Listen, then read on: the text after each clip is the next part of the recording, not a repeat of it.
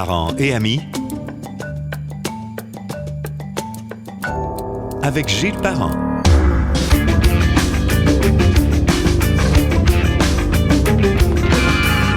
Bienvenue sur le balado de Parents et Amis que l'on retrouve aisément sur Parents et Amis. Vous tapez Parents et Amis dans votre outil de recherche et vous allez le trouver sur l'application qui vous convient le mieux.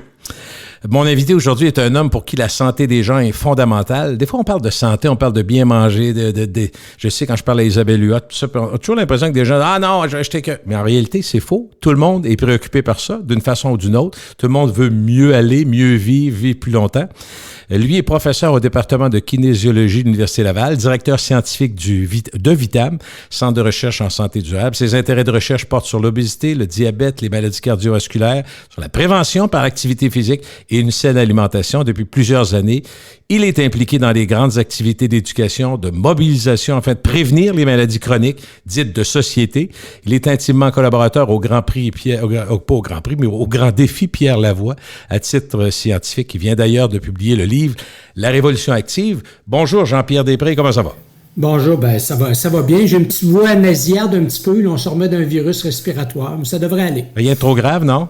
Non, ça va aller. Mais comme on vient de passer le défi Pierre Lavoie, j'imagine que vous avez passé votre tour cette année? Oui, malheureusement, c'est ça. On était sur la touche, mais laissez-moi vous dire que j'étais absolument, comme on dit en bon français, flabbergasted par l'organisation encore cette année. C'est assez incroyable le travail qui se fait, effectivement. D'entrée de jeu, Dr Després, j'ai dit, les gens ne veulent pas en entendre parler, mais je dis c'est faux parce que j'ai plein d'amis, j'ai 63 ans moi-même, puis c'est une préoccupation, pas juste l'apparence, là, préoccupation de vivre mieux, de vivre... Pas vivre vieux nécessairement, mais vivre mieux puis le plus longtemps possible. La longévité, on l'espère. Mais j'ai l'impression qu'on a aujourd'hui, contrairement à mes parents d'avant, tu sais, dans les années 50, ça fumait, mais ils ne savaient pas que c'était mauvais de même. C'est comme si on avait maintenant les connaissances, mais il nous manque un peu de volonté. Oui, mais là, déjà, d'entrée de jeu, je vais me positionner. Ça va peut-être vous surprendre. Je pense que les gens en auront le bol aussi des leçons de morale. J'avoue.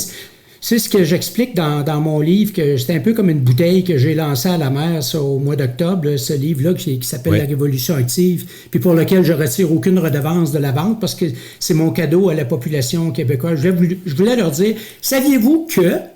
Mais pas leur dire, vous devriez faire ceci, vous devriez faire cela. C'est une méthode qui est certainement plus intéressante parce que ça te permet de réfléchir au lieu de te sentir imposé. On aime pouvoir prendre nos propres décisions, mais éclairées par des valeurs, des voyons, moi, je suis qui? Moi, je suis juste un vieux prof. Ça fait 38 ans là, que je fais de la recherche, j'ai 66 ans. Puis je suis qui, moi, pour donner des leçons de morale aux gens? Par contre, en tant que scientifique, effectivement, on est fiers de ce qu'on a fait en 38 ans avec des collègues à l'Institut universitaire de cardiologie. Ben oui. On a produit beaucoup de savoir qui est pertinent au mode de vie puis à la santé des gens, mais qui dort sur les tablettes au Québec parce que la science de la prévention, on ne l'a pas suffisamment communiqué. Les leçons de morale, dire aux gens, là, on l'entend partout. Là, vous devriez manger mieux puis bouger plus. Ouais, mais une fois qu'on a dit ça, on fait quoi, puis pourquoi? On fait ça comment? Puis oui, effectivement. C'est vous à qui vous me faites penser? Dans ma carrière, il y a une autre, je suis certain que vous le connaissez, il n'y a aucun doute, Paul Poirier. Le préventionniste. On a travaillé ensemble. Préventionniste, cardiologue. Puis lui, il me fait rire. Il était avec l'humour. Je sais que vous l'avez aussi, l'humour, c'est ce qu'on m'a expliqué. Je ne vous ai pas vu souvent, mais quelques fois. Sauf que M. Poirier, quand il venait, juste donner un exemple, c'est très drôle. Il arrivait devant l'ascenseur. Il y avait 3 étages au FM 93. Puis quand il voyait des jeunes, là, des employés là, qui avaient, je sais pas, 24, 25 ans, puis il voyait prendre l'ascenseur, il disait qu'est-ce que tu fais là? Puis avec un sourire, hein? Ça ne tente pas de monter les marches avec moi, tout ça. Fait que tu sais, c'était pas de la morale, mais c'était une façon originale de dire, est-ce que tu as pensé prendre des marches? Mais lui, c'est un préventionniste cardiologue. Oui, moi je l'appelle le chevalier cardiologue de la prévention, notre Paul. Mais l'apôtre. Encore une fois, ce que je dis je reviens au livre parce que tout est là. Les gens, vous savez, les publications scientifiques là, puis on est fiers. À un moment donné là. On est fiers du savoir qu'on a publié, mais Moses d'affaires, ce savoir-là est utilisé ailleurs dans le monde, mais pas chez nous au Québec. Fait que dans le livre, La Révolution active, je raconte ces découvertes-là, comme on les a fait au fil des ans. Puis je dis aux gens, vous savez, le modèle socio-économique qu'on s'est bâti, là, on est pris dans le tourbillon de la vie. À un moment donné, moi, je le vois, j'ai 4 enfants, là, puis à un moment donné, t'es dans les arénas, puis tu regardes les parents qui font finalement le taxi partout. Puis c'est toujours pareil, on se laisse prendre par le tourbillon de la vie, puis on s'oublie un peu. Puis le livre, c'est justement ça, c'est de dire, regardez, là, pas là pour vous dire, vous devriez faire ceci, vous devriez faire cela. Réalisez-vous que... Puis ça, l'exemple des escaliers, ça en est un. Ouais. Les escaliers, juste réaliser qu'il n'y a pas de meilleur gymnase que ça coûte gratis. Ouais. Tu fais 2-3 étages d'escalier, tu arrives en haut, tu es essoufflé. Tu es essoufflé pourquoi? Parce que tu as stimulé ton système cardiovasculaire. Ouais. Maintenant, on a de la science qui montre que ça, tu fais ça quelques fois par jour. Hey, tu réduis ton risque d'accident cardiovasculaire de 20-25 %. C'est pas rien, ça. C'est pas rien. Mais les gens ne le savent pas puis ne le réalisent pas. Et ce qui me Alors, frappe, faut leur là, expliquer. ce qui me frappe, vous en parlez dans le livre, mais ce qui me frappe, et je l'ai aussi, j'ai eu la chance d'avoir plein d'intervenants. Je parlais d'Isabelle Huot, qui est docteur en nutrition, tout ça. Puis ce qui est frappant, puis je ne sais pas si vous allez être d'accord avec ça, mais vous le mentionnez, mais c'est ce qui change énormément, puis on le voit avec le temps, c'est ce qui fait partie de nos habitudes. Quand vous parlez des marches, si je vais travailler au bureau 5 jours par semaine, puis que je prends 3-4 fois l'escalier 5 jours par semaine, ça vient, en dedans d'un mois, ça fait une grosse différence, là, juste là. Oui, puis là, en termes de cardioprotection, la science nous dit que c'est réglé. Là. Vous allez chercher la grande majorité de l'effet cardioprotecteur, mais encore une fois, il faut prendre une pause puis dire, OK, réfléchissons finalement les vies qu'on sait configurer. Puis là, en fonction de... Moi, j'aime beaucoup jouer dans la tête des gens au sens très positif du terme. Là, c'est les accompagner dans leur réflexion. Puis là, tu dis, ben quel genre de vie tu souhaites avoir? C'est quoi ton plan de vie? Comment tu penses que ça va se finir? Puis là, à partir du moment où tu as réfléchi à ça, ben si tu veux que ça se passe de même, ben tu as différentes options. Puis après, ben là, fais bien ce que tu veux. C'est ton choix. Je vais vous donner un exemple. Oui. Les gens qui fument, là, moi, je sais pas, quand je les regarde, je les regarde pas avec dédain en disant t'es bien innocent de fumer. Moi, comment dirais-je, j'ai de la pitié pour ça parce que c'est à peu près la pire dépendance qu'il n'y a pas. Je dis souvent aux gens, là, c'est tellement difficile d'arrêter de fumer. Si vous arrêtez de fumer, votre fan numéro 1, ça va être moi, là. Soyez fiers parce que c'est extrêmement difficile, la Moses de dépendance au tabac. Fait que c'est un peu la même chose aussi avec la dépendance aux choses qui sont sucrées. Je veux dire, regardez notre alimentation. Le sucre, il y en a partout. Puis le sucre, là, ben l'espèce humaine reconnaît ça, c'est pas poison, ça goûte sucré. Fait qu'on est conditionné pour aimer le sucre. Vous donnez du sucre à des rats de laboratoire, ils vont en bouffer. Même un bébé, il ne faut pas le faire, mais un bébé... à en mourir. Vous êtes d'accord qu'un petit bébé naissant, il aimerait ça, là? Oui, mais c'est omniprésent partout. Fait que juste dire, là, je me mets pas du tout au régime. Mais tout ce qu'il y a d'ultra transformé qui contient beaucoup de sucre ajouté, j'arrête d'en consommer. Puis là, vous ne me mettez pas au régime, vous ne privez de rien. Moi, je dis souvent aux gens, moi, j'aime manger. Si à part faire des choix, vous dites, Docteur Després, on fait des choix. Faites des choix. Oui, des choix, mais c'est pas facile de faire ces choix-là. Allez sur n'importe quel campus universitaire. On avait un congrès de l'Association canadienne de l'avancement des sciences l'année passée à l'Université de Montréal. Puis là, on fait pareil à l'Université Laval, mais pas plus fin, là. Regardez ce qu'il y a dans les machines distributrices. Ben oui. Ben, c'est rien que du sucre ajouté. Puis c'est parce qu'il n'y a pas l'option santé à côté. Fait que, encore une fois, c'est pas juste une question de dire, ben, c'est de la mauvaise... Vous n'avez pas de volonté. Pas de volonté. L'offre n'est pas là. L'offre est tout simplement pas là. Comment voulez-vous qu'on fasse des choix compatibles avec notre santé? C'est omniprésent partout, le sucre ajouté dans notre alimentation. C'est pas facile de combattre ça. Puis en plus, c'est bon. On s'entend, ça goûte bon. Ben oui, ça goûte bon. Question générale, puis après ça, on ira dans le détail si vous voulez. Est-ce que vous diriez que les générations plus récentes sont plus conscientes qu'il y a 30-40 ans de la santé en général? Je ne dis pas qu'ils sont parfaits élèves. Non, en fait, maintenant, quand on demande aux gens, les gens savent que manger trop de chips, que manger trop de frites, que manger trop de sucre... La poutine, hein? C'est ça. Ils savent. Sauf qu'après, moi, je leur dis, il n'y a pas... Encore une fois, je reviens à la leçon de morale. Il n'y a pas les méchants qui mangent de la poutine puis qui vont aller en enfer, puis il y a les gentils qui mangent du foin qui vont aller au ciel. C'est pas comme ça que ça marche dans la vie.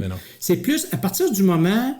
où tu comprends ça, après, ben là, il faut outiller la population, pour rendre les comportements compatibles avec la santé plus faciles. Et je regrette, c'est la dernière chose qu'on a fait. On a rendu les choix santé extrêmement difficile à faire. Moi, j'ai interdit à mes enfants de faire du vélo en ville ici à Québec parce que c'est un facteur de risque pour un accident traumatique qui va lui casser une jambe ou peut-être même les tuer, là.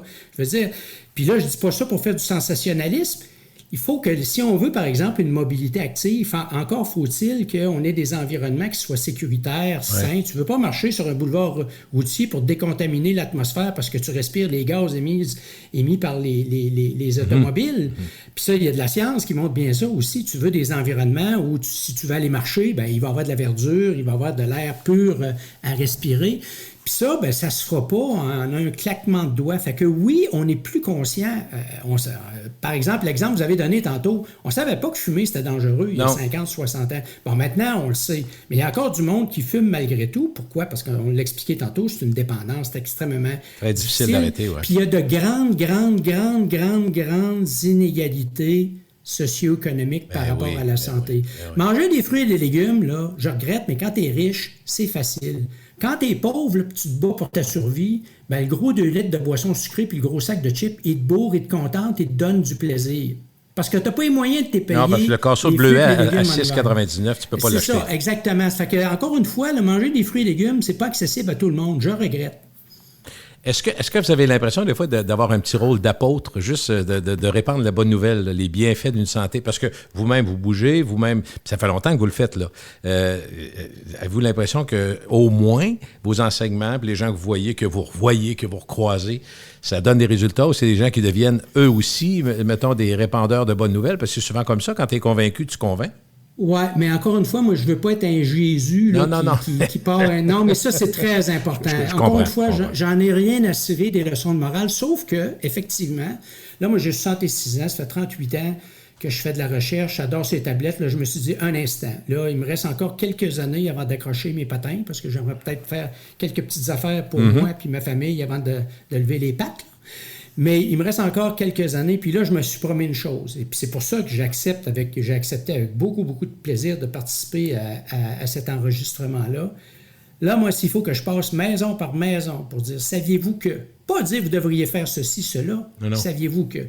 Alors là, c'est à ça que je me consacre, puis c'est ça qu'on fait à Vitam, Centre de recherche en santé durable. Moi, j'appelle ça c'est pas des conférences, c'est des conversations citoyenne. J'en fais toutes les semaines là, dans les bibliothèques, dans les centres communautaires. Les municipalités m'invitent pour rencontrer des gens.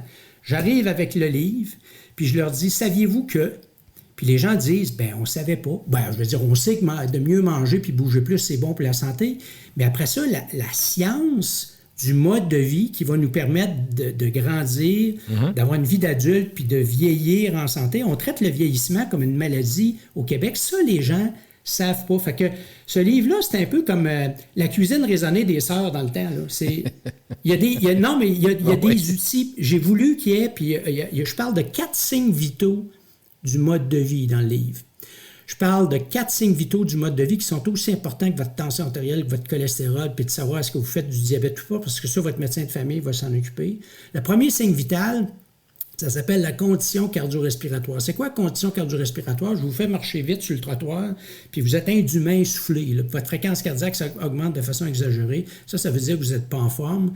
Ça, en 2024, on sait maintenant, science à l'appui, que c'est le déterminant numéro 1 de votre trajectoire de vie en santé ou malade. Bien plus important que n'importe quel facteur de risque que votre médecin... Ça ment pas, celui-là ment pas, là. Il est clair. Oui, mais ça, là, comment ça se fait qu'en 2024... En 2024, là, on n'est pas à l'âge de pierre. En 2024, on ne mesure pas la condition cardio. Ça se mesure en quelques minutes sur un tapis roulant ou sur un vélo. Pas besoin de faire un effort maximal. Là. Il faut faire un petit effort léger, puis si votre fréquence cardiaque augmente de façon exagérée, vous n'êtes pas en forme. Bon, bien ça, c'est le déterminant numéro 1 de ce qui va vous arriver dans votre vie.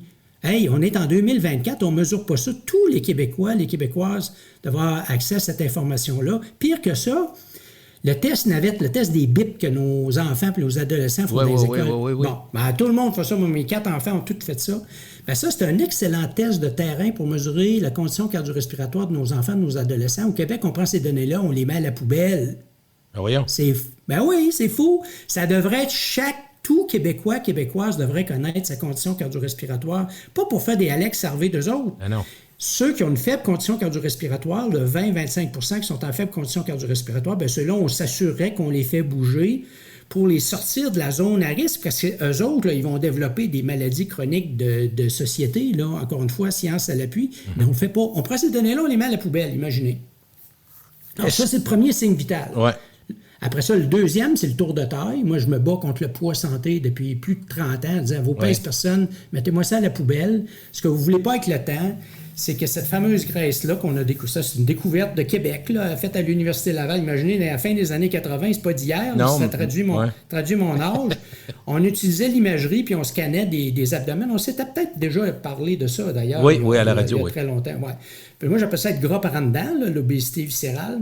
Puis ça, indépendamment, vous pouvez avoir un poids santé, puis si vous avez trop de gras par en dedans, bien, vous êtes plus à risque pour le diabète, les maladies cardiovasculaires. Puis là, encore une fois, il y a plein d'études dans le monde qui ont montré ça. Puis la façon de détecter l'augmentation de cette graisse-là interne, c'est de suivre l'évolution de votre tour de taille. Fait que moi, ça fait 30 ans que je ne me pèse plus, mais je mesure mon tour de taille 2 fois par mois, face à un miroir. Puis je l'explique dans le livre, là, il y a toute une page qui montre comment mesurer son tour de taille. Bien, ça, c'est le deuxième signe vital. Puis après ça, les deux autres signes vitaux, c'est de mesurer, on a des questionnaires qui permettent de mesurer la qualité de votre alimentation globale, là. C'est sur une échelle de 0 à 100. C'est comme à petite école. Là. Si tu es en bas de 60 ben, tu ne passes pas ton test. Puis si tu es en haut de 60 ben là, ton alimentation est moyenne. Puis en haut de 75 tu as une bonne alimentation. Puis ça, ben, on a trouvé qu'il y a juste 15 des Québécois et des Québécoises qui ont une bonne alimentation. C'est pas drôle, pareil, quand on y pense, avec tout ce qu'on sait, tout ce qu'on a, puis il y a quand même... puis surtout, ce qu'on sait aussi, c'est que vous n'avez pas besoin de devenir des moines végétariens pas du tout. Pour améliorer votre qualité nutritionnelle. Puis je l'explique dans le livre, un petit peu moins de ceci, un petit peu plus de cela. Moi, je compte pas mes calories, là, j'ai d'autres choses à faire dans la vie. Je travaille 60 heures par semaine, j'ai pas le temps. Mais par contre, je traite pas ma bouche comme une poubelle, puis un petit peu moins de ceci, ça veut pas dire qu'il faut se priver de poutine, ça veut dire, je sais pas, moi, si on en mange 2 fois par semaine, on peut-tu en manger 1 fois par semaine? Ah oui. Si vous buvez, je sais pas, moi, 2 canettes de liqueur par jour, pouvez-vous en prendre une par jour? Vous voyez, là, des petits changements comme ça, puis on substitue ça pour des... Mais encore là, l'habitude, on revient à l'habitude. L'habitude multipliée, ça fait une grosse différence. Douce. Douce. Fait que ça, beaucoup de gens dans nos études d'intervention nous ont dit « Hey, ils nous ont pas mis au régime à l'Institut de cardiologie quand ils ont fait les études de prévention. Non, on vous met pas au régime. Un petit peu mieux de ceci, un petit peu plus de cela. » Puis bouger plus. Puis le dernier signe vital, parce que là, on a parlé, puis on se résume, la condition cardio-respiratoire, le tour de taille, la qualité nutritionnelle, puis c'est le niveau d'activité physique aussi que maintenant, c'est tellement facile de le quantifier, le nombre de pas par jour. C'est une affaire, tout le monde a des téléphones intelligents. Oui, mais nos téléphones à poche nous le disent aussi. Même on l'a partout. Fait qu'il n'y a pas d'excuse. Ça, ce sont les 4 signes vitaux. Puis quand on les interprète collectivement, ils prédisent presque parfaitement ce qui va nous arriver dans la vie en termes de problèmes de santé. Comme vous faites l'étude, la recherche scientifique, est-ce que vous en êtes arrivé à pouvoir quantifier, par exemple, pour le premier exemple, savoir la qualité cardiaque quand on est essoufflé très rapidement, si on était capable entre guillemets, imposer ça ou demander aux gens de le faire, est-ce qu'on pourrait sauver pas mal de vies si on savait... Parce que quelqu'un qui ne sait pas ne fera pas attention, mais si tu sais que tu as un problème puis que tu peux t'aider à le régler à 32 ans, à 44 ans, parce que des crises cardiaques, il y en a encore, là. Oui, puis il va continuer à en avoir. Il va continuer à avoir des accidents cardiovasculaires lors des marathons. Puis là, ça fait les manchettes. Sauf qu'on ne parle pas qu'à tous les jours, à l'Institut de cardiologie, des accidents cardiaques, il y en a tous les jours. Il y en a qui meurent à tous les jours d'avoir rien fait. Là. Ceux-là, on n'en parle pas. Mais on va parler du décès spectaculaire, exceptionnel qui arrive. Ça va continuer à arriver. On ne peut pas prédire parfaitement. Mais il y a une chose qu'on sait, que j'explique dans le livre, c'est que la moitié, puis ça, c'est pas Jean-Pierre Després qui invente ces données-là, c'est l'Organisation mondiale de la santé. On sait que 50%, minimalement 50%, c'est peut-être plus 60% de la mortalité puis de la morbidité relève de maladies chroniques de société. Alors, encore une fois, les maladies cardiovasculaires, le diabète, les maladies respiratoires, qui sont expliquées par 4 comportements. On fume encore. On boit trop, là, je ne parle pas du petit cocktail en fin de journée, je parle de consommation chronique d'alcool. On a une qualité nutritionnelle qui est très mauvaise, globalement, et on est sédentaire. Ça explique ça, 80% de ce 60%-là.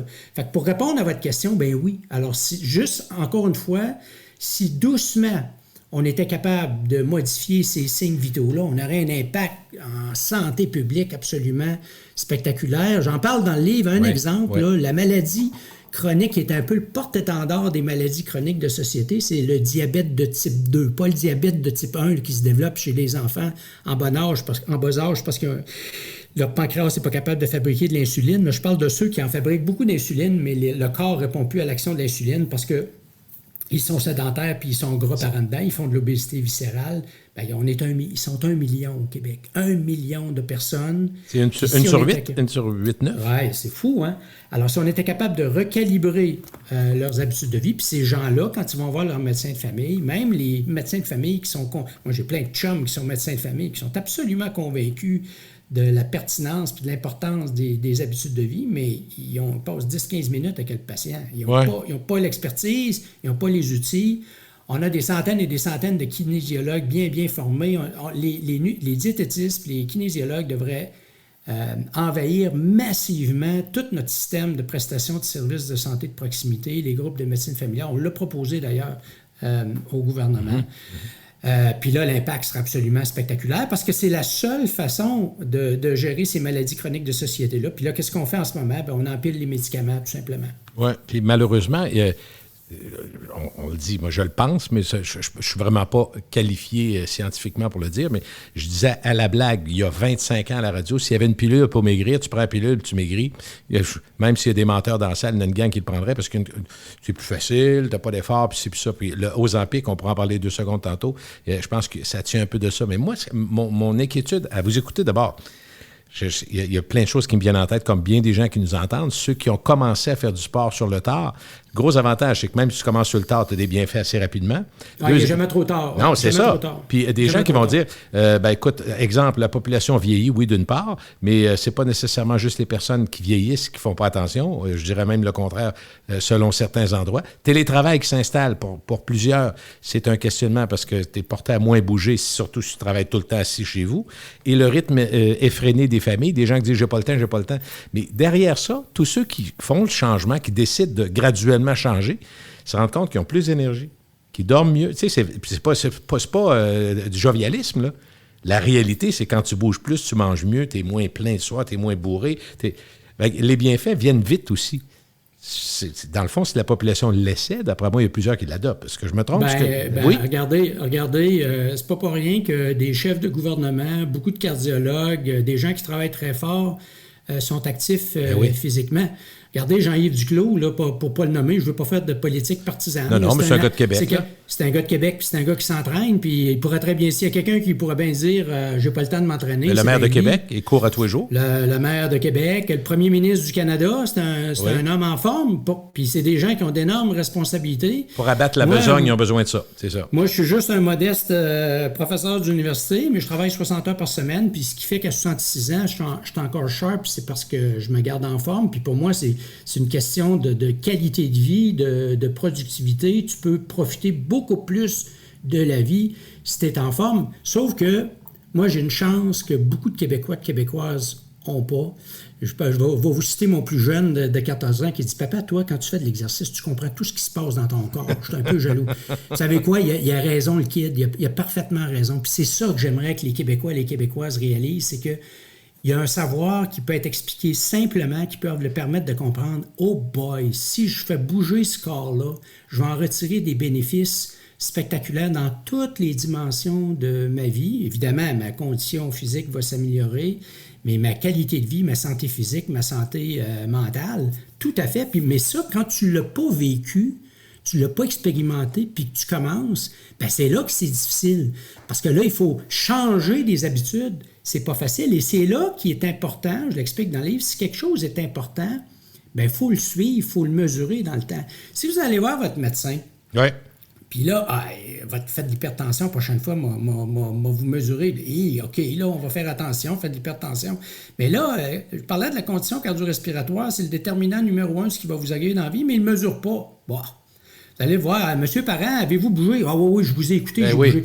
Là, c'est parce que là, on va faire des tests objectifs. On va mesurer ça objectivement. Là, je vais télécharger l'information que j'ai sur votre cellulaire, sur votre montre, puis on va voir si vous avez bougé, vous comprenez? Puis ça, quand on le fait, là, ça marche au feu de Dieu. Ça marche au feu de Dieu. Science à l'appui. Si quelque chose est important, il faut le mesurer, il faut le cibler, mais on ne le fait pas dans notre système.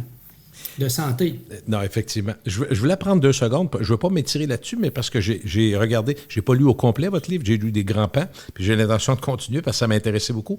Mais un de mes amis m'avait amené vers le livre de Peter Attia. Je ne sais pas si vous connaissez, le docteur. C'est un auteur américain qui a fait un best-seller, un top 5 mondial. Puis lui, son livre, lui, c'est un médecin qui, à l'âge de 41 ans, a comme eu un éveil. Là. Sa femme, il a dit « Ouais, t'es gros ces photos. » Je sais pas trop quoi. Il y a comme une stimulation, puis il s'est mis à chercher, puis à embarquer dans des groupes de recherche. Bon, peu importe. Il a écrit un livre qui s'appelle « Outlive ». Et dans son livre, d'ailleurs, vous rejoignez beaucoup la prévention, tout ça, puis il me fait rire, je vais vous dire pourquoi. Lui, il parle de comment on fait pour avoir une longévité améliorée puis une vie plus agréable. Il joue beaucoup sur le bonheur, puis il s'inspire des endroits dans le monde où la longévité est installée, comme la Sardaigne, par exemple, où il y a plus de 1200 personnes de 100 ans et plus sur une île. Ouais, on appelle ça dans le monde des zones bleues. Puis moi, pour avoir malheureusement voyagé trop, invité à faire des conférences, j'ai pollué la planète. Puis je m'en excuse auprès de mes enfants. Là. On a arrêté ça le jour où on a compris que. Mais il y a pas mal de choses. Mais c'est pas mal étudié cette affaire. Il y a pas mal de choses il y a pas mal de similarités quand on regarde des endroits dans le monde où la longévité est bonne puis que la qualité de vie est bonne. Il y a beaucoup de similarités. C'est vrai. Puis ce que j'ai noté, j'ai vu dans votre livre, il y avait la prévention, le plaisir de bouger, tout ça, mais une des choses qui est frappante là-dedans, qui rejoint aussi, c'est la vie sociale active et agréable. C'est ça. Ça m'a frappé. Parce qu'ils on dit souvent à la blague, une centenaire est rendue à 106 ans, c'est son petit verre de gin le soir. C'est sûr que ça nuit pas, mais c'est pas ça qui fait qu'elle vieillit bien. Sauf qu'elle dit, le fait de manger toujours autour. Les autres font rien transformé, donc ils mangent juste du bio parce qu'ils mangent ce qu'il y a autour. Et ils mangent de la viande qui est dans le pâturage, donc il n'y a pas rien de l'extérieur. Mais il y a une visite. Chaque personne a une visite par jour. Donc, eux autres, ils rajoutent l'élément social à vivre seul, vivre seul, pas vivre à deux, mais vraiment vivre seul. Puis esseler, c'est s'assurer qu'on ne vivra pas si longtemps que ça parce que l'être humain est fait pour partager. L'isolement social, c'est un stress épouvantable. Puis quand on regarde justement ces endroits-là dans le monde où les gens ont une longévité, quand vous regardez la qualité de vie, la qualité de l'alimentation, c'est pas nécessairement des coureurs de marathon, mais c'est mais ils bougent tous les jours, ils vont marcher, ils vont dans le champ. Des fois, c'est des villages dans des montagnes, il faut qu'ils montent qu'ils montent des côtes. Alors, et ils ont cette cohésion sociale-là. C'est des communautés tricotées extrêmement serrées. Fait qu'imaginez la personne vieillissante qui commence à décliner un petit peu, mais qui est stimulée constamment. Il y a de l'intergénérationnel, il y a des liens. Fait que tu gardes le cerveau allumé. Il n'y a rien de pire pour une personne, parce qu'en passant, ça c'est une autre parenthèse, je trouve que le vieillissement, on traite ça comme une maladie au Québec.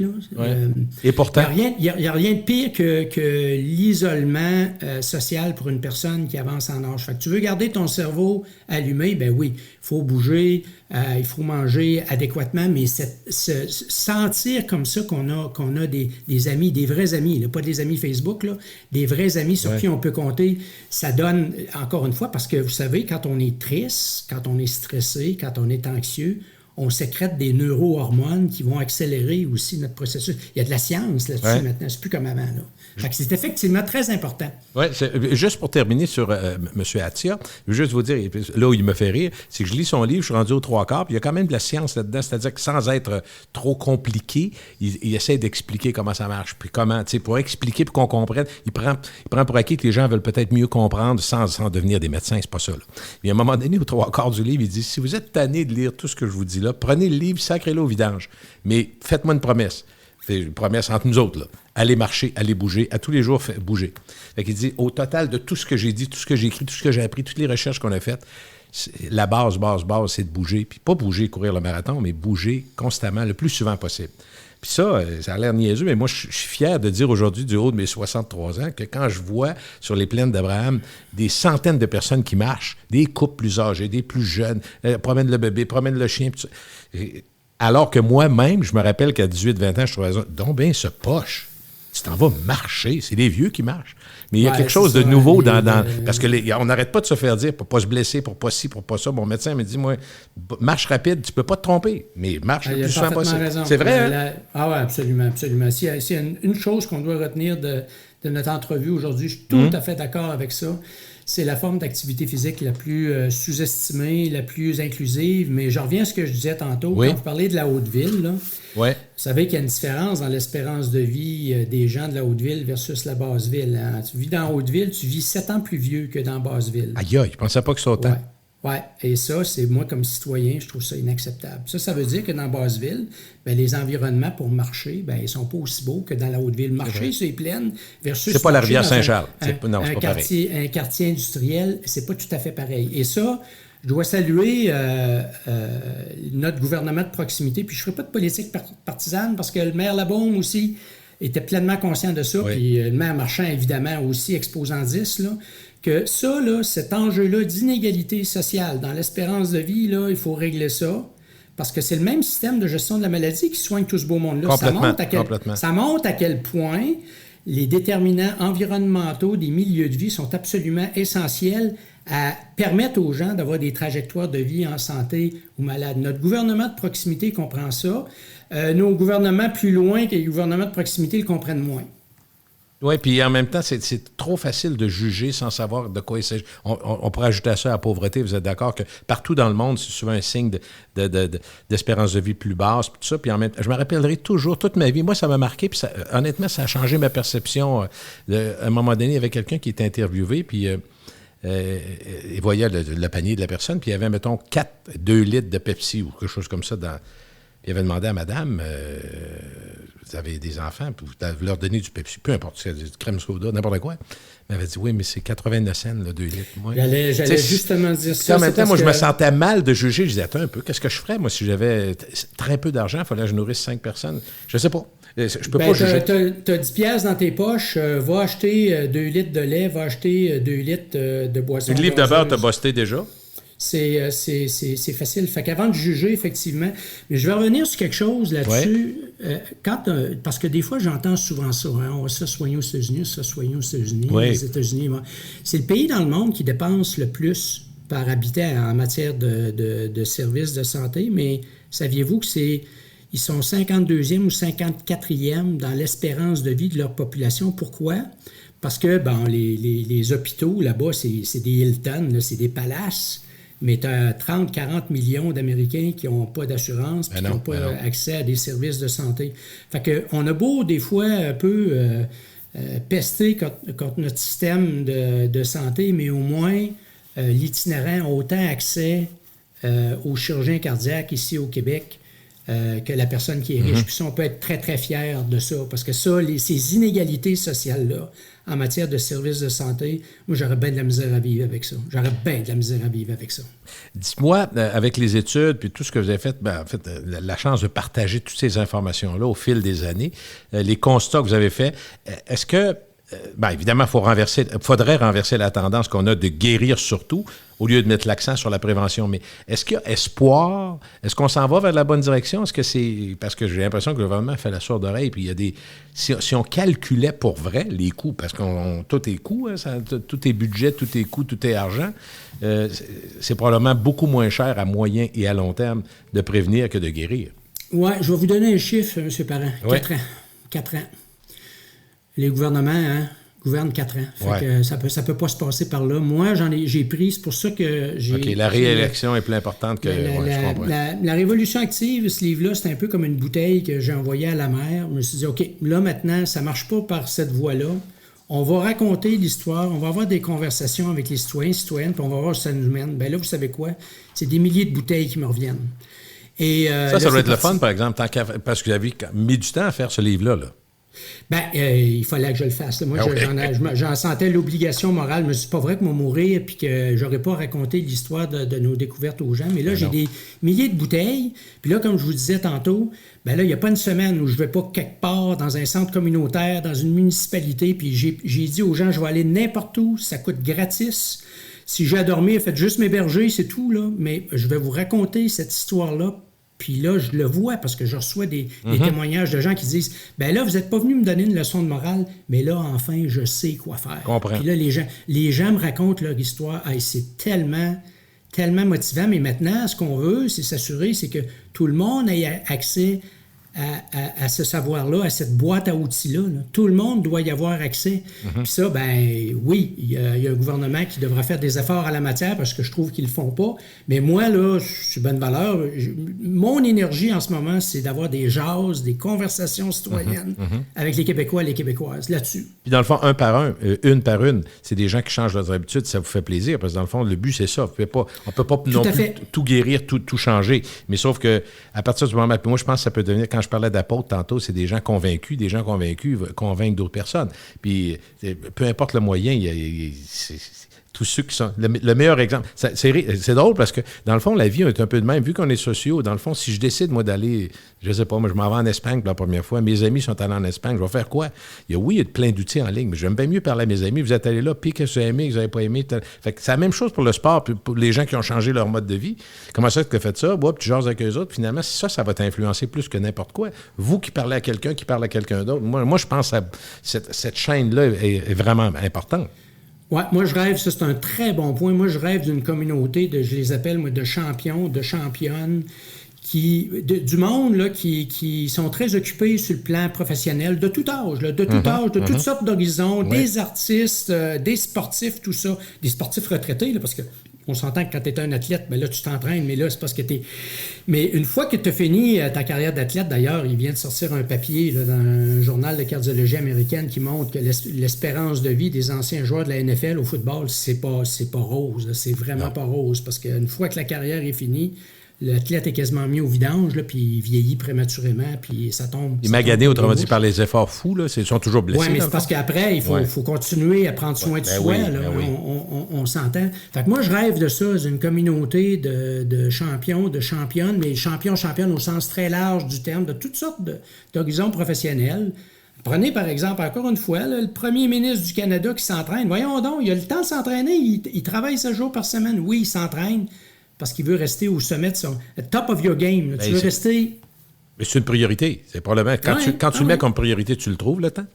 Il faut. Ben, c'est parce qu'à un moment donné, c'est tellement des jobs, de toute façon, qui sont... C'est du oui, le stress, l'anxiété, la pression. On ne peut pas avoir plus de pression que ça. Fait que si tu n'as pas un corps qui est apte à le supporter, ben écoute, tu vas crever prématurément. Est-ce qu'il y a des nations, des endroits dans le monde où vous trouvez que la population et les gouvernements et tous les intervenants d'une société font bien les choses, puis on pourrait s'inspirer d'eux autres, sans dire qu'on va copier, mais est-ce qu'il y a on parle souvent des pays scandinaves, je ne sais pas si c'est le cas pour ce dossier-là aussi, mais... Ben oui, la question est très pertinente. La première chose à dire, c'est que, évidemment, ce modèle socio-économique-là qui fait des gens... qui s'encrassent parce que l'alimentation est bourrée de sucre.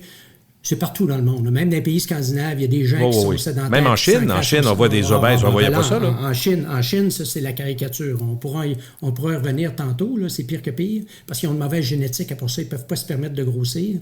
Mais donc, oui, il y en a partout, sauf qu'en valeur absolue, il y a des pays où c'est plus sérieux que d'autres. Puis oui, il y a effectivement des sociétés où ils en sont plus conscients puis qui ont installé. Puis effectivement, les pays scandinaves sont des pays où les approches, je dirais, populationnelles, les approches préventives, comme par exemple aussi, regardez, je le cite toujours comme exemple, parce que c'est le seul voyage international que j'ai accepté de faire cette année. Là, j'ai 2 conférences plénières à donner en Corée au mois de septembre. Bien, imaginez, eux autres, les Sud-Coréens, pas en Corée du Nord, évidemment. Les Sud-Coréens, là, ben, ils ont des données de tour de taille sur les 24 millions de Sud-Coréens adultes. Wow. Qu'est-ce que vous pensez qu'ils ont trouvé? Ils ont trouvé exactement ce qu'on avait rapporté il y a presque 30 ans.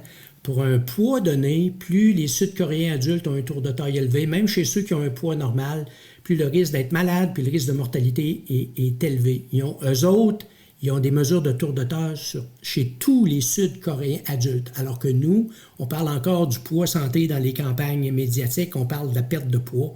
On n'a pas une grande campagne de santé publique sur l'importance de mesurer ce signe vital-là, tour de taille. Alors, parler d'un pays là, qui a utilisé les résultats de nos travaux sur une très, très large échelle, moi, c'est mon exemple numéro 1. Les Japonais aussi ont fait quelque chose du même type. Est-ce que vous diriez qu'au fil des années des recherches, qu'une des variables importantes, c'est que le grand public arrive très difficilement à voir leur vie en santé sur du long terme. J'ai l'impression que toujours vite, tu sais, tu vas t'entraîner. Je prends toujours le même exemple, mais vous avez dû l'entendre 1000 fois. Tu sais, nos amis qui vont dire, j'ai fait 1h10 d'entraînement plus, j'ai eu chaud aujourd'hui, on va prendre une coupe de bière de plus. Fait que tu sais, il y a un côté là tout de suite, mais à long terme, c'est les effets, souvent, quand tu changes tes habitudes, ils vont nous projeter à long terme. Mais déjà, d'où l'importance de comprendre ces effets-là. Parce que déjà, là, la personne qui a fait de l'exercice, là, qui est allée faire son entraînement, elle a fait un exercice vigoureux. Il y a toute une science pour expliquer les effets bénéfices dont on va en retirer. Fait que déjà, c'est sûr qu'à un moment donné, tu te dis, prendre la bière de façon chronique, mais cette personne-là, déjà, est plus apte à prendre la bière qu'une personne qui serait sédentaire. Rien fait. Oui, je comprends. S'entend. Fait que ça, déjà, il faut documenter ça parce qu'encore une fois, les leçons de morale, là, on n'en a rien à tirer. Mais ce qui manque en ce moment, c'est ce temps-là de qualité que tout citoyen devrait recevoir de professionnels de santé. Puis là, je ne parle pas d'un médecin, c'est pas le job du médecin à faire ça. Il n'y a pas le temps, on lui demande, de gérer la maladie. Mais imaginez si vous avez des spécialistes de changement de comportement, psychologues, diététistes, kinésiologues, puis là, on a la jase qu'on a, M. Parent, cet après-midi, ensemble. Là. C'est quoi votre plan de vie? C'est quoi vous voulez faire de votre vie, là? Puis, parce qu'à la carte, on peut... Moi, encore une fois, je reviens à ce que je disais tantôt, j'insiste beaucoup là-dessus. Je n'ai pas de leçon de morale à vous donner, mais par contre, dépendamment de la vie que vous voulez avoir, laissez-moi vous dire que si vous faites pas ça, ben, il risque d'arriver ça en fonction de votre dossier de santé. Bon, ben là, vous avez un diabète de type 2, les reins commencent à moins bien fonctionner, vous faites de l'hypertension, vous avez des signes un petit peu d'insuffisance cardiaque.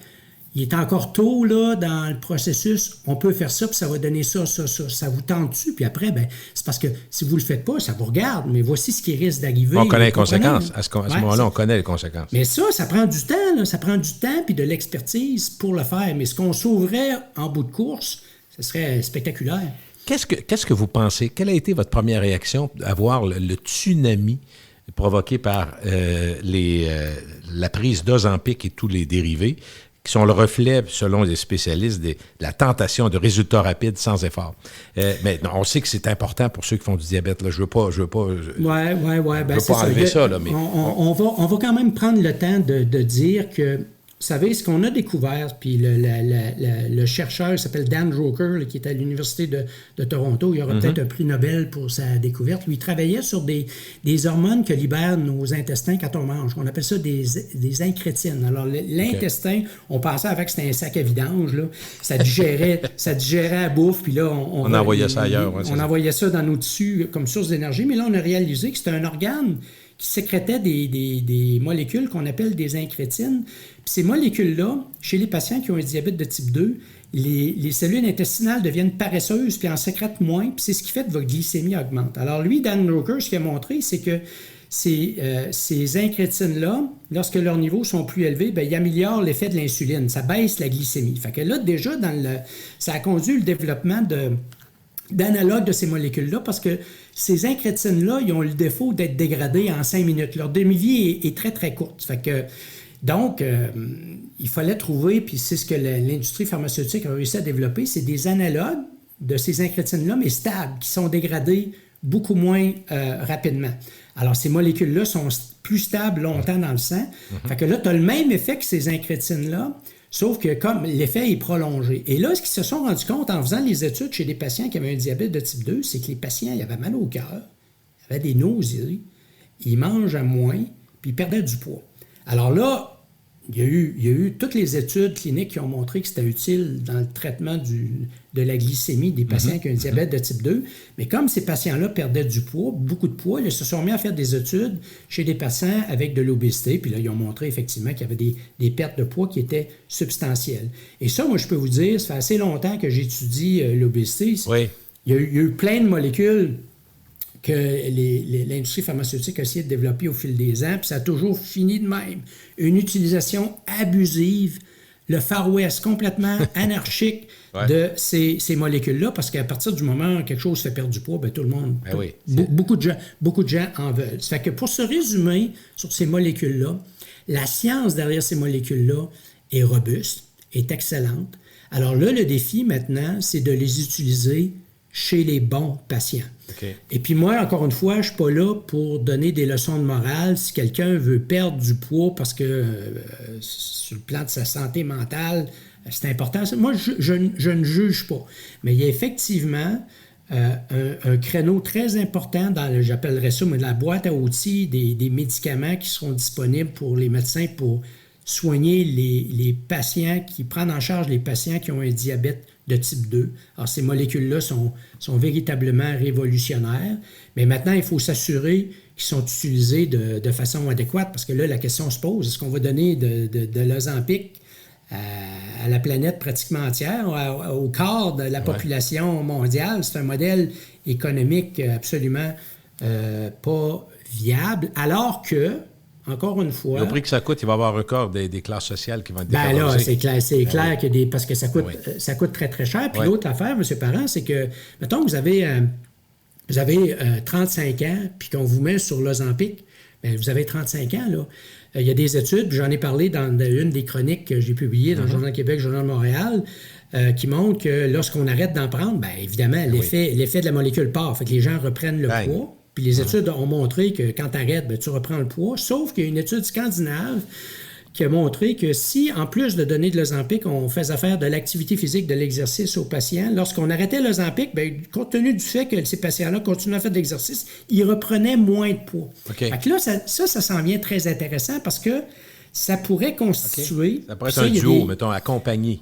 Oui, puis j'ai un collègue, moi, cardiologue américain, le Dr Darius Mozaffarian, qui est très, très connu là, dans le domaine de la nutrition, de la prévention des maladies cardiovasculaires, qui disait, bien, ça pourrait peut-être, l'Ozempic, où il y en a plein de molécules du même type, là, être une espèce de pont, un accompagnement pour permettre, faciliter le passage à de nouvelles habitudes de vie.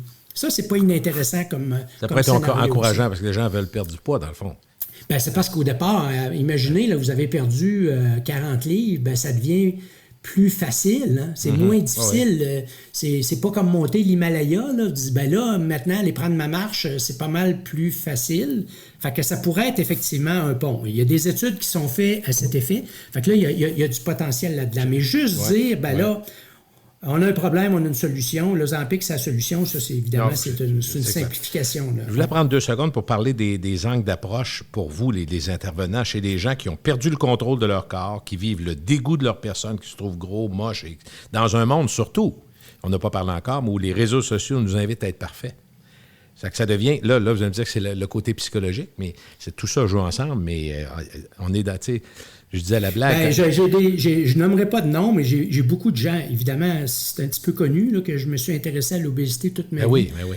Fait que j'aimerais ça pouvoir aider tout le monde. Je suis pas capable. Mais non. Mais quand je t'approche et que les gens m'approchent, ben, je leur dis, dans un premier temps, là, vous allez me raconter votre histoire. Ouais. Puis là, je prends 1 heure à les écouter comme il faut. Parce que je reviens à ce que je disais tantôt, du tout mâchouillé, du tout... Non.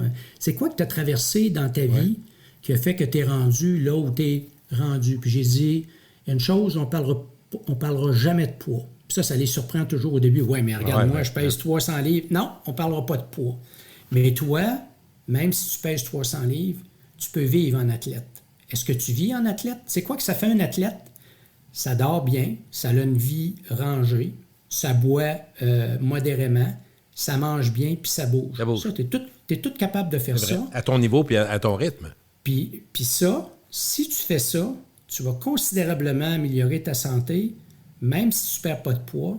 Puis sais-tu quoi? Parce que je peux vous dire, M. Parent, c'est ce qui arrive tout le temps. Là. Les gens, ils en perdent du poids. Mais vous comprenez que c'est pas l'objectif primaire. Je dis, la perte de poids ici, ça va être un effet secondaire de ta vie d'athlète. Puis ça, vivre en athlète, tout le monde peut faire ça. Une personne de 90 ans qui a été sédentaire toute sa vie peut vivre en athlète. Tout est relatif dans la vie. Je reviens à ce que je disais tantôt. Une vie sociale, bien dormir, gérer son stress, manger mieux, bouger plus, se donner, puis ça se mesure, ces affaires-là. Tout le monde peut vivre en athlète sans être un athlète. Tout le monde. Et là, on ne parle plus de perte de poids. On parle plus de perte de poids. Ce qui est intéressant, c'est qu'on peut toujours décider à tout âge, comme vous le dites, de changer ses habitudes puis d'améliorer sa condition de vie. C'est l'autre exemple que j'avais, puis qui n'est pas comme ça, puis ça a toujours fait, entre guillemets, freaker le monde, c'est quand j'avais docteur, le dermatologue, je veux dire son nom, Claveau, qui venait à mon émission.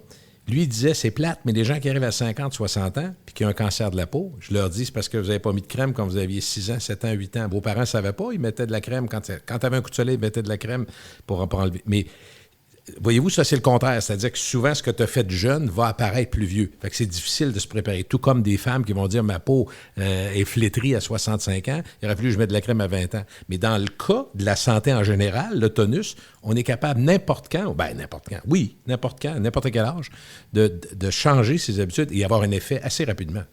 Oui, puis même si tu es malade, encore une fois, même si tu es affligé d'une maladie chronique de société, comme par exemple, si tu as un diabète de type 2 depuis 20 ans, il ne va pas disparaître ton diabète de type 2. Mais ça, ta glycémie, c'est une chose, mais ta qualité de vie, ta condition physique, tous les indicateurs de santé peuvent considérablement t'améliorer. Il faut arrêter de mettre aussi le million de personnes qui vivent avec le diabète de type 2 dans le même bateau. Je connais beaucoup de personnes qui ont un diabète de type 2, qui sont actives, qui mangent bien, qui bougent. Des joueurs de hockey, j'ai vu ça, moi, des athlètes. Mais qui sont en bien meilleure forme que les gens qui ont un diabète de type 2, puis qui sont inactifs, puis qui mangent mal. Puis encore une fois, là, je ne fais pas de leçon de morale, c'est simplement une constatation. Est-ce que les parents, est-ce qu'ils en font assez? Je veux dire, pour donner le goût aux jeunes, trouvez-vous que les parents stimulent ça? Souvent, ils disent qu'il manque de temps, les deux parents travaillent comme des fous, pas le temps, mais est-ce que vous diriez quand même que l'initiation, puis le désir, le goût de bouger, les parents le donnent? Ben moi, encore une fois, je suis souvent avec mon plus jeune, je suis souvent dans les arénas, puis je regarde les papas puis les mamans. Puis encore une fois, parce que je veux pas faire de leçon de morale, mais je trouve que ces parents-là s'oublient. Alors, ils sont dans la jeune quarantaine, puis là, ils font les taxis, puis ils sont pris dans le tourbillon de la vie. Puis encore une fois, là, Moses, que j'aimerais ça, les prendre par couple, puis là, on dit, regardez, là, moi, j'aimerais ça vous écouter, entendre c'est quoi votre vie, c'est quoi vos contraintes, puis tout ça. Puis de réfléchir aux gens, comment vous voyez avancer en âge, là, quand les enfants vont être de jeunes adultes, puis là, vous allez devenir grands-parents à un moment donné, un jour. Comment vous voyez ça, là? Parce que t'es regardes, puis tu vois que manifestement, la bédaine est déjà installée. Puis là, je parle pas de poids, là, je parle de, tu vois manifestement, c'est mon biais là, de chercheur du domaine. On le voit tout de suite, les gens qui sont déconditionnés, qui ne sont pas en forme. Là. Je ne parle pas du poids, qui ne sont pas en forme. Bon, parce que ça, on peut se remettre en forme à tout âge, encore une fois. Ça, c'est bien. Et ça, ben, j'aimerais donc ça, qu'on ait un outil, une opportunité pour qu'on puisse avoir ces réflexions-là avec ces parents-là qui s'oublient. C'est vraiment dommage. Parce qu'après, là, à partir du moment où tu dis, OK, les parents, il y a des choses qu'ils ont compris, on les outille, on les accompagne, puis on est capable de dire, ben regardez, vous avez fait des progrès X, Y, Z. Ça, c'est le côté parental. Là où je vais péter ma coche, par exemple, là, je vais me fâcher, c'est le milieu scolaire. Tu sais, il y a 2600 ans, les philosophes grecs prodiguaient leur enseignement dans des gymnases, à proximité des gymnases. Il n'y avait pas de science à cette époque-là, mais ils avaient parfaitement compris que pour faire des esprits sains, ça prenait des corps sains, actifs et en santé, en forme. On est en 2024, c'est pas ça qu'on fait au Québec. Même pas. Au Québec, on fait des têtes pleines dans des corps inactifs et malades. Tu parles de ça au ministère de l'Éducation. Non, il faudrait que nos enfants, qu'on trouve les moyens qui bougent 1 heure tous les jours. Puis là, parlez-moi pas de ceux qui font du sport-études, là. Là, on parle du 25-30% des enfants qui n'ont pas la motricité, qui sont dans les cours d'éducation physique, là. Bon, c'est sur eux qu'il faut centrer nos efforts, nos énergies, parce que ces enfants-là, ce sont de futurs... Ils vont débuter leur vie de jeunes adultes. Puis on le voit, là, quand les profs d'éducation physique les font courir, il y a au moins la moitié de la classe qui n'est même plus capable de courir avec des enfants. S'il y a quelque chose de naturel pour des enfants, c'est d'être en mesure jouer à taille quand tu es un jeune, tu cours tout le temps. Jouer, mais là... Trouvez des activités ludiques, puis faites-les bouger 1 heure tous les jours. Puis là, vous allez voir après ça dans les classes, ils vont être pas mal plus attentifs parce que là, les jambes vont picoter. Mais non, les troubles d'attention, on gère ça avec des médicaments au Québec. Je voulais vous dire, parlant du Québec, dans votre livre, dans votre ouvrage, vous parlez des chèques de 500$ qui ont été envoyés aux citoyens par le gouvernement du Québec. puis que le 3,2... C'est dans le livre ou c'est un extrait? Oui, dans le livre. C'est dans le livre, c'est moi, ça. j'en parle. OK, exactement. Mais vous dites, quand on dit qu'on n'a pas d'argent, c'est quand même 3,2 milliards qu'on a donné à des chèques. On sait très bien qu'il y avait une valeur, aider le monde, mais électoraliste aussi là-dedans. Mais tu sais, c'est parce que j'aime le côté faire des choix, décider. C'est des choix. Tu décides de faire ça. Tu fais pas d'autre chose à côté. Mais ça ne veut pas dire que objectivement, tu n'as pas une scène puis que tu n'as pas les moyens de rien faire. Ben, c'est parce que juste puis encore une fois, là, je ne fais pas de politique partisane, mais c'est juste je voulais donner des exemples concrets. Moi, vous savez, j'ai des stagiaires qui viennent à mon laboratoire, des médecins là, d'Amérique du Sud. Puis quand ils sont arrivés ici, puis qu'ils viennent pour être sensibilisés, faire des recherches avec nous, sensibilisés au savoir qu'on a sur la science du mode de vie, puis qu'ils me disent hey, moi, Jean-Pierre, chez nous, là, j'ai des patientes, là, ils me payent avec des poules parce qu'ils n'ont pas les moyens, ils n'ont pas d'argent, les soins pareils. Mais elle dit si vous êtes riche, pourquoi vous ne la faites pas, la science de la prévention? Pourquoi vous ne la faites pas? Fait que je voulais donner cet exemple-là, ce 3,2 milliards-là, imaginez un chèque de 500 $ à tout le monde. On aurait pu bâtir 64 centres communautaires de 50 millions de dollars chaque à la grandeur du Québec. Avez-vous pensé, parce qu'on est quand même un peuple nordique, il fait pas froid, il fait fret en hiver. Ouais. Bien, imaginez là, les infrastructures communautaires pour permettre aux gens de tout âge de faire de l'activité physique de façon sécuritaire 12 mois par année. Des piscines où on montrait à tous les enfants à nager pour plus qu'il y ait de noyades au Québec. Avez-vous pensé l'impact sociétal de ça? Mais encore une fois, on revient à 4 ans. Oui. 4 ans. 4 ans. Tout est là. Merci beaucoup de nous avoir parlé. C'est vraiment, vraiment apprécié. Puis ça va être apprécié par le public aussi, M. Després. Ça m'a fait plaisir. Vous avez passé un bon été aussi. Je vous souhaite ça. Au revoir. Au revoir.